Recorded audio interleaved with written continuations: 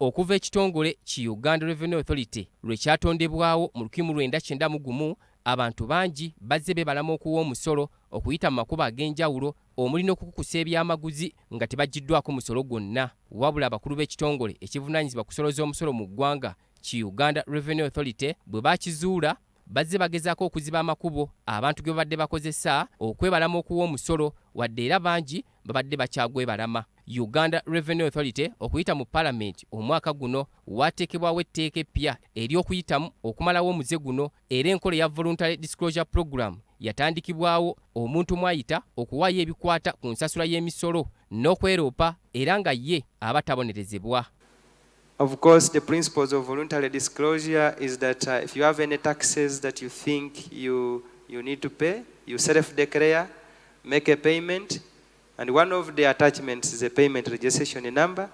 Akuli okuŋŋaanya omusolo munda mu ggwanga, Sarah Chelengati agamba nti enkola y'okweroopa egendereddwamu kusobozesa abawi ba musolo kuba balambulukufu n'okwewala okubonerezebwa nga bakwatiddwa. The importance is that even as we widen the scope of taxation, we want to know how much of this income of yours should be in the tax net, how much should we give you as a credit or a relief on double taxation.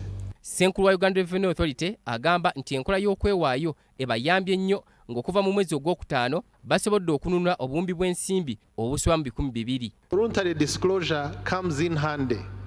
We can voluntarily disclose and we pay only the tax that we are supposed to pay without compounding it with interest and penalty for non-disclosure.